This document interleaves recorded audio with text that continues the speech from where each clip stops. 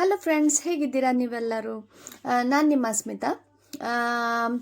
ನಾನು YouTube channel start ಮಾಡಿದ್ದು last year ಆಗಸ್ಟಲ್ಲಿ, 2025 ಆಗಸ್ಟಲ್ಲಿ. ನಿಮ್ಮ ಹಾಗೆ ನಾನು ಯೂಟ್ಯೂಬರ್ ಇದ್ದೆ. ಎಲ್ಲ ಸ್ವಲ್ಪ ಸ್ವಲ್ಪ ಕಲಿತೆ ಮುಂದೆ ಬಂದದ್ದು ಎಲ್ಲರ ಜೊತೆ. ಹಾಗೆ ನಾನು ಫುಲ್ ಟೈಮ್ ಆಗಿ ವರ್ಕ್ ಮಾಡ್ತಾ ಇದ್ದೇನೆ. ನ್ಯೂಜಿಲ್ಯಾಂಡಲ್ಲಿ ಇರೋದು ನಾನು. ಆ್ಯಕ್ಚುಲಿ ಉಡುಪಿಯಿಂದ ನಿಮಗೆಲ್ಲರಿಗೆ ಗೊತ್ತಿರ್ಬೋದು. ಆದರೆ ಓಕೆ, ಮೊನೆಟೈಸೇಷನ್ ನಂದು ವಿದಿನ್ 4-5 ಮಂತ್ಸ್ ಆಯಿತು, ಫುಲ್ ಮೊನೆಟೈಸೇಷನ್. ನಾನು ಮ್ಯೂಟ್ ಲೈವ್ ಸಹ ಮಾಡ್ತಿದ್ದೆ, ಅದರಲ್ಲಿ ಕೂಡ ನನಗೆ ವಾಚ್ ಅವರ್ಸ್ ಬಂದಿದೆ. ಅದು ನಿಮ್ಮೊಟ್ಟಿಗೆ ಶೇರ್ ಮಾಡಿದ್ದೆ. ಅದರ ನಂತರ ಜಾಸ್ತಿ ವಿಡಿಯೋ ಮಾಡಿರಲಿಲ್ಲ, ಯಾಕಂದರೆ ವೈಟಿಂದ ಸ್ವಲ್ಪ ದೂರ ಇರೋಣ ಅಂತ ಡೈಲಿ ಲೈವ್ ಮಾಡಿ ಸಾಕಾಗ್ತದೆ ಅಲ್ವಾ. ಹಾಗೆ ಯಾಕಂದರೆ ನಮಗೆ ಮೊನೆಟೈಸೇಷನ್ ಆಗುವ ತನಕ ಒಂದು ಉಮೇದಿರುತ್ತೆ, ಕಂಪ್ಲೀಟ್ ಮಾಡೋಣ ವಿದಿನ್ 1 ಇಯರ್ ಅಂತ. ನಂತರ ನಮಗೆ ಫುಲ್ ಟೈಮ್ ಅದಕ್ಕೆ ಟೈಮ್ ಕೊಡೋಕ್ಕೆ, ಅಂದರೆ ನಮಗೆ ಫ್ಯಾಮಿಲಿ ಇರುತ್ತೆ, ಅವ್ರ ಜೊತೆ ಟೈಮ್ ಕಳಿಬೇಕು, ಹಾಗೆ ಲೈವಲ್ಲೇ ಕೂರಲಿಕ್ಕೆ ಕೂಡ ಆಗಲ್ಲ. ಅದಕ್ಕೆ ನಾನು ಎಣಿಸಿದೆ, ಓಕೆ ಈಗ ಒಂದು ವಿಡಿಯೋ ಮಾಡೋಣ. ನಂದು ಆ್ಯಕ್ಚುಲಿ ವೈಟಿಂದ ದುಡ್ಡು ಬಂದಿದೆ, ಎಷ್ಟು ಬಂದಿದೆ ಅಂತ ಹೇಳೋಣ ಅಂತ ನಿಮ್ಮೊಟ್ಟಿಗೆ ಶೇರ್ ಮಾಡೋಣ ಅಂತ. ಹಾಗೆ ನನಗೆ ಮಾರ್ಚಲ್ಲಿ ಆ್ಯಕ್ಚುಲಿ ಫಸ್ಟ್ ನಂದು ಪೇಮೆಂಟ್ ಬಂದಿತ್ತು ವೈಟಿಯಿಂದ. ಆದರೆ ಮೇಯ್ನ್ ಆಗಿ ನನಗೆ ಬಂದದ್ದು ಅಂದರೆ ನನ್ನ ಶಾರ್ಟ್ಸ್ ವ್ಯೂಸ್ ಹೋಗುತ್ತೆ ಚೆನ್ನಾಗಿ, ಆದರೆ ಕೂಡ ಶಾರ್ಟ್ಸ್ಗೆ ಅಷ್ಟೊಂದು ದುಡ್ಡು ಬರಲ್ಲ. ನೀವು ನೋಡಿರ್ಬೋದು, ಕೆಲವೊಮ್ಮೆ 1000 ಹೋಗುತ್ತೆ, ಕೆಲವೊಮ್ಮೆ 700-600 ಹೋಗುತ್ತೆ, ಕೆಲವೊಮ್ಮೆ 5000-15,000 ಕೂಡ ವ್ಯೂಸ್ ಹೋಗುತ್ತೆ. ಆದರೆ ಕೂಡ ಶಾರ್ಟ್ ವೀಡಿಯೋಸ್ ಅಲ್ವಾ, ವಿದಿನ್ 90 ಸೆಕೆಂಡ್ಸ್ ಆದ ಕಾರಣ ಶಾರ್ಟ್ಸ್ ಅಂತ ಹೇಳಿದರೆ ನಮಗೆ ಜಾಸ್ತಿ ದುಡ್ಡು ಸಿಗಲ್ಲ. ನೀವು ಅಟ್ಲೀಸ್ಟ್ ವ್ಯೂಸ್ ಅಂದರೆ ಜಾಸ್ತಿ ಬರಬೇಕು, ದುಡ್ಡು ಜಾಸ್ತಿ ಬರಬೇಕು ಅಂದರೆ ನೀವು ಲಾಂಗ್ ವೀಡಿಯೋಸ್ ಆರ್ ಲೈವ್ ಮಾಡಿ ಅದು ಪಬ್ಲಿಷ್ ಮಾಡಬೇಕು. ಅಂದರೆ ಅಷ್ಟು ಇಂಟ್ರೆಸ್ಟಿಂಗ್ ಆದರೆ ನಿಮ್ಮ ಲೈವ್ ಕೆಲವರು ನೋಡ್ತಾರೆ, ಆಗ ನಿಮಗೆ ದುಡ್ಡು ಬರುತ್ತೆ. ಲೈವ್ ನಡೆಸುವಾಗ ದುಡ್ಡು ಬರಲ್ಲ, ಆದರೆ ಲೈವ್ ಮಾಡಿದ ನಂತರ ಯಾರಾದರೂ ಆ ವಿಡಿಯೋ ನೋಡಿದರೆ ನಮ್ಮ ನಾರ್ಮಲ್ ವೀಡಿಯೋಸ್ ಥರನೇ ದುಡ್ಡು ಬರುತ್ತೆ. ಅದರ ನಂತರ ಅದಕ್ಕೆ ನಾನು ವೀಡಿಯೋಸ್ ಹಾಕಲಿಕ್ಕೆ ಟೈಮ್ ಇಲ್ಲ, ಅಂದರೆ ವಾಯ್ಸ್ ಓವರ್ ಮಾಡಲಿಕ್ಕೆ ಟೈಮ್ ಇಲ್ಲ. ನಾನು ಫುಲ್ ಟೈಮ್ ಕೆಲಸ ಮಾಡ್ತೀನಿ. ಕೆಲವರು ಹೇಳ್ತಾರೆ, ಅಂದರೆ 3 ದಿನ ನೀವು ಕೆಲಸ ಮಾಡ್ತೀರಿ, ಕೆಲವೊಮ್ಮೆ 4 ದಿನ, ನಿಮಗೆ ಯಾಕೆ ಟೈಮ್ ಇರಲ್ಲ ಅಂತ. ಯಾಕೆಂದರೆ ನಾನು 3 ದಿನ ನೈಟ್ ಡ್ಯೂಟಿ ಮಾಡಬೇಕು, 4th ಡೇ ಬಂದು ಮಲಗ್ತೀನಿ. ಕೆಲವೊಮ್ಮೆ 4 ದಿನ ನೈಟ್ ಡ್ಯೂಟಿ ಮಾಡಬೇಕು, 5th ಡೇ ಬಂದು ಮಲಗ್ತೀನಿ. 2 ದಿನ ಇರುತ್ತೆ ಮನೆ ಕೆಲಸ ಎಲ್ಲ ಮಾಡ್ಕೊಳ್ಳಿಕ್ಕೆ, ವೈಂಡ್ ಅಪ್ ಮಾಡಲಿಕ್ಕೆ. ಹಸ್ಬೆಂಡ್ ಕೂಡ ವರ್ಕ್ ಮಾಡ್ತಾರೆ, ಮಕ್ಕಳು ಇದ್ದಾರೆ 2 ಅಂತ ಹೇಳುವಾಗ, ಹಾಗೆ ಅವರದ್ದು ಕೆಲಸ ಮನೆ ಕೆಲಸ ಅಂತ ಇರುವಾಗ ನೀಟ್ ಆ್ಯಂಡ್ ಕ್ಲೀನ್ ಇಡಬೇಕು ಮನೆ, ಗ್ರಾಸರಿ ಶಾಪಿಂಗ್ ಮಾಡಬೇಕು, ಹೋಗುವ ಕಡೆ ಎಲ್ಲ ಹೋಗಬೇಕು, ಕುಕ್ಕಿಂಗ್ ಮಾಡಬೇಕು ಅಂತ ಹೇಳುವಾಗ ಟೈಮ್ ಜಾಸ್ತಿ ಸಿಗಲ್ಲ. ಯಾಕೆಂದರೆ ಮನೆ ಕೆಲಸಕ್ಕೆ ಬೇರೆ ಯಾರು ಇಲ್ಲ, ನಾವು ಗಂಡ ಹೆಂಡತಿ ಇಬ್ಬರೇ ಇರೋದು ಹೆಲ್ಪ್ ಮಾಡೋಕ್ಕೆ. ಹಾಗೆ ಮನಸ್ಸು ಕೆಲಸದವರು ಇಲ್ಲ, ಮಕ್ಕಳು ಸ್ಮಾಲ್ ಇದ್ದಾರೆ, ಅವರಿಗೆ ಕೂಡ ಟೈಮ್ ಕೊಡಬೇಕಲ್ವ. ಹಾಗೆ ವಿಡಿಯೋ ಮಾಡಿ ಕೂಡಲಿಕ್ಕೆ ಕೂಡ ಟೈಮ್ ಇಲ್ಲ. ಕೆಲವೊಮ್ಮೆ ಫ್ರೀ ಇದ್ದಾಗ 1-1.5 ಅವರ್ಸ್ ನಾನು ಲೈವ್ ಮಾಡ್ತೀನಿ. ಹಾಗೆ ವಿಡಿಯೋಸ್ ಮಾಡಿದರೆ ಜಾಸ್ತಿ ವ್ಯೂಸ್ ಹೋಗುತ್ತೆ, ಬೇಗ ಹಣ ಕೂಡ ಕಂಪ್ಲೀಟ್ ಆಗುತ್ತೆ ಅಂತ ಕೇಳಿದ್ದೇನೆ. ಅಟ್ಲೀಸ್ಟ್ ಒಂದು 7 to 10 ಮಿನಿಟ್ಸದ್ದು ವಿಡಿಯೋ ಮಾಡಬೇಕು ಅಂತೆ. ವ್ಲಾಗ್ಸ್ ಹೋಗಿ ಮಾಡಲಿಕ್ಕೆ ನನಗೆ ಅಷ್ಟೊಂದು ಟೈಮ್ ಇಲ್ಲ, ಆದರೆ ಕೂಡ ಫ್ಯೂಚರಲ್ಲಿ ಮಾಡಲಿಕ್ಕೆ ಟ್ರೈ ಮಾಡ್ತೀನಿ ಅಂತ. ಎಲ್ಲಿ ಆದರೆ ಹೋದರೆ, ಅಂದರೆ ನಾವು ಏನು ತಿಂತೀವಿ, ಏನು ಮಾಡ್ತೀವಿ, ಡೈಲಿ ಲೈಫ್ ಬಗ್ಗೆ ಎಲ್ರಿಗೂ ಇಂಟ್ರೆಸ್ಟ್ ಇರುತ್ತೆ, ಏನು ಮಾಡ್ತಾರಂತ. ಮತ್ತು ಕ್ಲಾರಿಟಿ, ಒಂದು ವಿಡಿಯೋ ಕ್ಲಾರಿಟಿ ಇದ್ದರೆ, ಬ್ಲರ್ ಇಲ್ದಿದ್ರೆ ಎಲ್ಲರೂ ನೋಡ್ತಾರೆ. ಯಾಕಂದರೆ ಬ್ಲರ್ ಇದ್ದರೆ, ಅಷ್ಟೊಂದು ಕ್ಲಾರಿಟಿ ಇಲ್ದಿದ್ರೆ, ವಾಯ್ಸ್ ಇಲ್ಲಾದರೆ ಅದರದ್ದು ಪಿಕ್ಚರ್ಸ್ ಎಲ್ರಿಗೂ ಇಷ್ಟ ಆಗಲ್ಲ, ಎಲ್ಲರೂ ಸ್ಕ್ರೋಲ್ ಮಾಡಿ ಹೋಗ್ತಾರೆ. ಅದು ಕೂಡ ಮ್ಯಾಟರ್ ಆಗುತ್ತೆ. ನನಗೆ ಆ್ಯಕ್ಚುಲಿ ಯೂಟ್ಯೂಬಿಂದ ದುಡ್ಡು ಬಂತು, ಒಂದು ಪೇಮೆಂಟ್ ಆಯಿತು, ಇನ್ನೊಂದು ಪೇಮೆಂಟ್ ಆಗ್ತಾ ಇದೆ. $40 ಸಮಥಿಂಗ್ ಕಂಪ್ಲೀಟ್ ಆಗಿದೆ. ಅಂದರೆ ನಮ್ಮ ಲೈವಿಗೆ ಬರುವ ಕೆಲ ಫ್ರೆಂಡ್ಸ್ ಇರ್ತಾರೆ, ಅವರು $40 ಇರ್ಬೋದು, 40 ರೂಪೀಸ್ ಇರ್ಬೋದು, ಜಸ್ಟ್ 100 ರೂಪೀಸ್ ಇರ್ಬೋದು, ಅವರು ಹಾಕ್ತಾ ಇರ್ತಾರೆ, ಅದರಿಂದ ಕೂಡ ಬರುತ್ತೆ. ನಾನು ಶಾರ್ಟ್ಸ್ ಮಾಡ್ತೀನಿ, ಶಾರ್ಟ್ಸ್ಗೆ ನಂದು ವ್ಯೂಸ್ ಹೋಗುತ್ತೆ, ಒಂದು 1000 to 15,000 ಕೂಡ ನಂದು ವ್ಯೂಸ್ ಹೋಗುತ್ತೆ. ಆದರೆ ಶಾರ್ಟ್ಸಿಗೆ ಕಮ್ಮಿ ದುಡ್ಡು ಬರೋದು, ಆದರೂ ಕೂಡ ಒಂದು ಚಾಲನೆಯಲ್ಲಿ ಇರಲಿ ಅಂತ ನಾನು ಹಾಕ್ತಾ ಇಡ್ತೀನಿ. ವಿಡಿಯೋಸ್ ನನಗೆ ಹಾಕಲಿಕ್ಕೆ ಜಾಸ್ತಿ ಟೈಮ್ ಇಲ್ಲ, ಆದ ಕಾರಣ ನಾನು ಶಾರ್ಟ್ಸ್ ಆದರೂ, ಅಂದರೆ ನಾವು ರೆಡಿ ಆಗ್ತೀವಲ್ವಾ ಲೈವಿಗೆ ಎಲ್ಲಿಯಾದರೂ ಹೋಗೋಕ್ಕೆ ಅಂತ, ನನಗೆ ಶಾರ್ಟ್ಸ್ ಮಾಡಲಿಕ್ಕೆ ಇಷ್ಟ. ಆ್ಯಕ್ಚುಲಿ ಅದು ನಂದು ಹಾಬೀಸ್ ಮೊದಲಿಂದ, ಅದಕ್ಕೆ ನಾನು ಶಾರ್ಟ್ಸ್ ಜಾಸ್ತಿ ಮಾಡ್ತೀನಿ. ಹಾಗೆ ದುಡ್ಡು ಎಷ್ಟು ಬಂತು ಅಂತ ಎಲ್ರಿಗೆ ಒಂದು ಪ್ರಶ್ನೆ ಇರುತ್ತೆ. ದುಡ್ಡು ಆ್ಯಕ್ಚುಲಿ ಇಲ್ಲಿ $120 ನ್ಯೂಜಿಲ್ಯಾಂಡ್ ಡಾಲರ್ಸ್ ಕಂಪ್ಲೀಟ್ ಆದರೆ ನಮಗೆ ದುಡ್ಡು ಬರುತ್ತೆ. ಅಂದರೆ 130 ನ್ಯೂಜಿಲ್ಯಾಂಡ್ ಡಾಲರ್ಸ್ ಅಂತ ಈಕ್ವಲ್ಸ್ ಟು ಒಂದು $80 ಅಂತ ಹೇಳ್ಬೋದು. ಯಾಕೆಂದರೆ ಅಲ್ಲಿ ಅದು $90 ಅಂತ ಕಾಣುತ್ತೆ US ಅದು, ಇಂಡಿಯನ್ ರುಪೀಸ್ಗೆ ಕಂಪೇರ್ ಮಾಡುವಾಗ 90 ರುಪೀಸ್ ಅಂತ ಕಾಣುತ್ತೆ $1. ನಮ್ಮದು ನ್ಯೂಜಿಲ್ಯಾಂಡ್ ಡಾಲರದ್ದು ಅಷ್ಟೊಂದಿಲ್ಲ, $55 to $58 ಕೆಲವೊಮ್ಮೆ ಏರುಪೇರು ಆಗುತ್ತೆ ಹಾಗೆ. ಮತ್ತು ಬಂದು ದುಡ್ಡು ಆ್ಯಕ್ಚುಲಿ ಮೇಯ್ನ್ ಆಗಿ ಸೂಪರ್ ಚಾಟ್, ಸೂಪರ್ ಸ್ಟಿಕ್ಕರ್ಸ್ ಇಲ್ಲ ಫ್ರೆಂಡ್ಸ್ ಬಂದು ಮಾನಿಟೈಸೇಷನ್ ಆಗಿದೆ ಅಂತ ಕೆಲವರು ತುಂಬ ಖುಷಿಯಲ್ಲಿ ನಮಗೆ ಒಂದು ಜಸ್ಟ್ ಗಿಫ್ಟ್ ಹಾಗೆ ಕೊಡ್ತಾರೆ. ಹಾಗೆ ನನ್ನ ಫ್ರೆಂಡ್ಸ್ ಎಲ್ಲ ಹಾಕಿ 5-6 ಸಾವಿರ ಹಾಗೇ ಆಗಿತ್ತು. ಅದು ನಾನು ಕ್ಲೇಮ್ ಮಾಡಿದೆ. ಅಂದರೆ $10 ಆದ ನಂತರನೇ ನಮಗೆ ಮಾನಿಟೈಸೇಷನ್, ಅಂದರೆ 4000 ವಾಚ್ ಅವರ್ಸ್ ಕಂಪ್ಲೀಟ್ ಆದ ನಂತರ ವಿದಿನ್ 1 year ನಮಗೆ ಫುಲ್ ಮೋನೋ ಆದ ನಂತರ ಸೂಪರ್ ಚಾಟ್ ಎಲ್ಲ ಮಾಡ್ತಾರೆ. ಹಾಫ್ ಮಾನಿಟೈಸೇಷನ್ ಇಂದಾನೆ ಸ್ಟಾರ್ಟ್ ಆಗುತ್ತೆ. ಅದರಿಂದನೇ 4-5 ಸಾವಿರ ನನಗೆ ಆಗಿತ್ತು. ನಂತರ ಫುಲ್ ಮಾನಿಟೈಸೇಷನ್ ಆದ ನಂತರ ನನಗೆ ಒಂದು ಆಫ್ಟರ್ 2-3 months ಒಂದು $270 ಬಂತು. ಅದು ನಾನು ಆ್ಯಕ್ಚುಲಿ ಪಬ್ಲಿಷ್ ಮಾಡಬೇಕಾ ಬೇಡವಾ ಅಂತ ಎನಿಸಿದೆ. ಅಂದರೆ ಆ್ಯಕ್ಚುಲಿ ಬಂದದ್ದು ನನ್ನ ವ್ಯೂವ್ಸಿಗೆ ಅಲ್ಲ, ವಿಡಿಯೋಸ್ ಶಾರ್ಟ್ಸಿಗೆ ಅಲ್ಲ, ಬಿಕಾಸ್ ಆಫ್ ಅಂದರೆ ಸೂಪರ್ ಚಾಟ್ಸ್, ಸೂಪರ್ ಸ್ಟಿಕ್ಕರ್ಸ್ ಎಲ್ಲ ಕೊಟ್ಟು ಫ್ರೆಂಡ್ಸ್, ಅಂದರೆ ನಾವು ಕೂಡ ಅವರಿಗೆ ಕೊಡ್ತೀವಿ, ಹಾಗೆ ಅವರು ಕೂಡ ಬಂದು ಕೊಡ್ತಾರೆ. ಅವರದ್ದು ಫಸ್ಟ್ ಮಾನಿಟೈಸೇಷನ್ ಆಗುವಾಗ ಅವರಿಗೆ ಒಂದು ಖುಷಿ, ಯಾರಾದರೂ ಬಂದು ಸೂಪರ್ ಚಾಟ್, ಸೂಪರ್ ಸ್ಟಿಕ್ಕರ್ಸ್ ಎಲ್ಲ ಕೊಟ್ಟರೆ ಅಂತ ಅವರು ಕೂಡ ಬಂದು ಕೊಡ್ತಾರೆ. ಹಾಗೆ ಸ್ವಲ್ಪ ಬೇಗ ಆಯಿತು. ಇಲ್ಲಾಂದರೆ ಶಾರ್ಟ್ಸಿಗೆ, ವ್ಯೂಸಿಗೆ, ವಿಡಿಯೋಸ್ಗೆ ಒಂದು ಫಸ್ಟ್ ಟೈಮ್ ಸಿಗುವಾಗ ನಿಮಗೆ ಅಟ್ಲೀಸ್ಟ್ 6 to 8 months ಆದರೂ ಆಗುತ್ತೆ. ಮಾನಿಟೈಸೇಷನ್ ಆದ ನಂತರ ಅಷ್ಟೊಂದು ಬೇಗ ಕಂಪ್ಲೀಟ್ ಆಗೋಲ್ಲ, ಅದು ಕೂಡ ನೀವು ಜಾಸ್ತಿ ಎಫರ್ಟ್ ಹಾಕಿದರೆ ಮಾತ್ರ.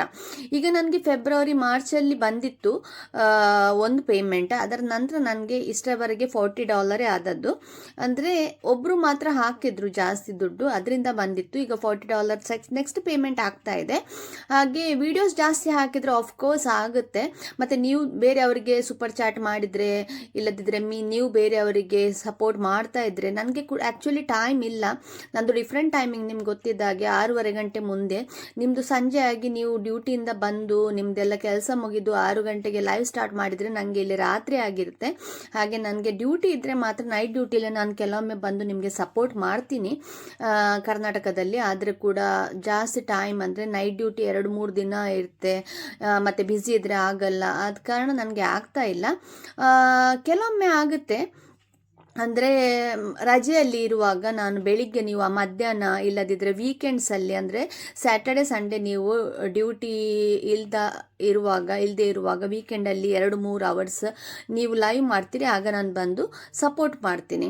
ಹಾಗೆ ಕೆಲವರಿಗೆ ಸೂಪರ್ ಚಾಟ್ ಕೂಡ ಮಾಡ್ತೀನಿ, ಮತ್ತು ಕೆಲವೊಮ್ಮೆ ಮಾಡ್ತೇನೆ, ಅಂದರೆ ಸಪೋರ್ಟ್ ಮಾಡ್ತಾ ಇರ್ತೀನಿ. ಕೆಲವರಿಗೆ ಜಾಸ್ತಿ, ಕೆಲವರಿಗೆ ಕಮ್ಮಿ, ನಿಮಗೆ ಗೊತ್ತಿರ್ಬೋದು. ಮತ್ತು ಕೆಲವೊಮ್ಮೆ ನಮಗೆ ಮಾತಾಡೋಣ, ಓಲ್ಡ್ ಫ್ರೆಂಡ್ಸ್ ಜೊತೆ ಕನೆಕ್ಟ್ ಆಗೋಣ ಅಂತ ಅಂದರೆ ಒಂದು 1-2 hours ಲೈವ್ ಮಾಡ್ತೀನಿ.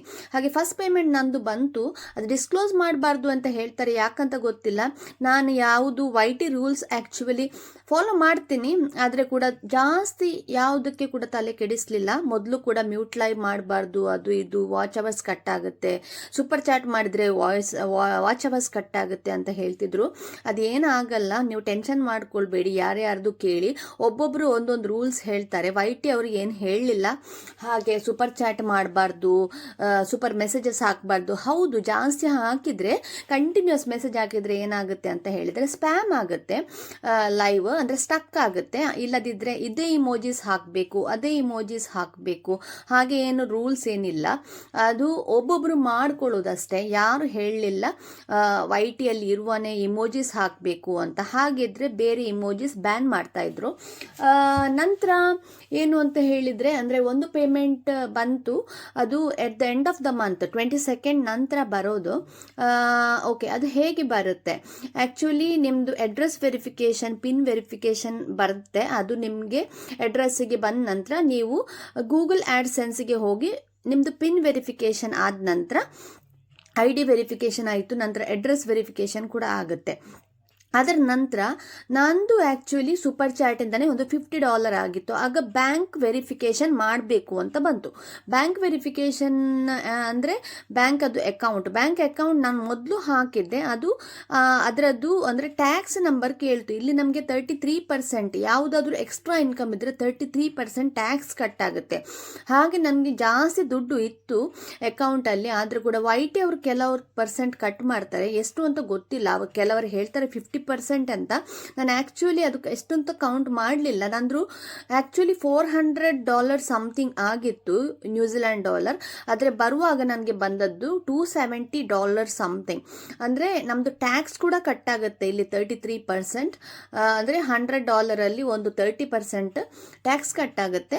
ಮತ್ತು ನಂತರ ವೈಟ್ ಅವರ್ಸ್ ಕೂಡ ದುಡ್ಡು ಕಟ್ ಮಾಡಿದರು. ಹಾಗೆ ನಂದು ಒಂದು $400 ಅಕೌಂಟಲ್ಲಿ ಇತ್ತು. ಮತ್ತು ನಂದು ಅಕೌಂಟ್ಗೆ ಬರುವ ಮುಂಚೆನೇ ಒಂದು $20 ನಂದು ಅಕೌಂಟಲ್ಲಿ ಮತ್ತೆ ಆಗಿತ್ತು. ಹಾಗೆ $420 ನನಗೆ ಸಿಕ್ಕಿದ್ದು ಆ್ಯಕ್ಚುಲಿ $270 ಅಷ್ಟೇ. ಅಂದರೆ ನ್ಯೂಜಿಲ್ಯಾಂಡ್ $270 ಅಂದರೆ ಇಂಡಿಯನ್ ರುಪೀಸಲ್ಲಿ ಹೇಳೋದಾದರೆ ಒಂದು 15,000 ಅಷ್ಟೇ.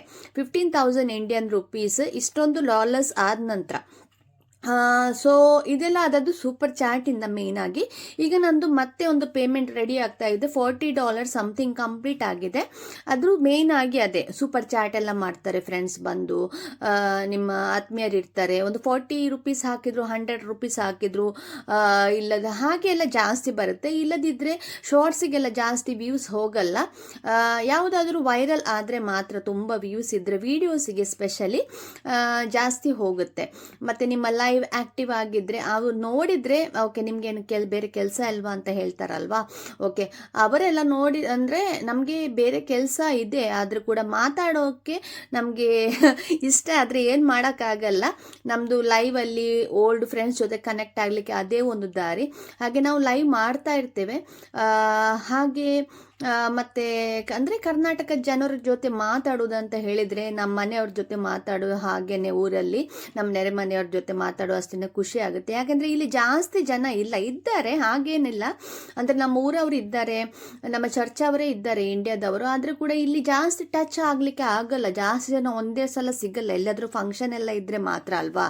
ಮತ್ತು ಇಲ್ಲಿ ಇಂಡಿಯನ್ಸ್ ಮ್ಯಾಂಗ್ಳೂರಿಯನ್ಸೇ ಇದ್ದಾರೆ, ನಮ್ಮ ಮಂಗಳೂರವರೇ ಇದ್ದಾರೆ. ಆದರೆ ಕೂಡ ನಾವು ಜಾಸ್ತಿ ಅಂದರೆ ವೀಕೆಂಡಲ್ಲಿ ಅವರು ಕಮ್ಯುನಿಟಿ ಮೀಟಿಂಗ್ಸ್ ಎಲ್ಲ ಇಡ್ತಾರೆ. ಆದರೆ ನನಗೆ ವೀಕೆಂಡ್ಸಲ್ಲಿ ಅಂದರೆ ವಾರದ ಅಂತ್ಯದಲ್ಲಿ ಅಂದರೆ ಸ್ಯಾಟರ್ಡೆ ಸಂಡೇ ನನಗೆ ಡ್ಯೂಟಿ ಇರುವ ಕಾರಣ ನಾನು ಹೋಗೋಕ್ಕೆ ಆಗಲ್ಲ ಫಂಕ್ಷನಿಗೆ ಎಲ್ಲ ಸಮಾರಂಭಗಳಿಗೆ.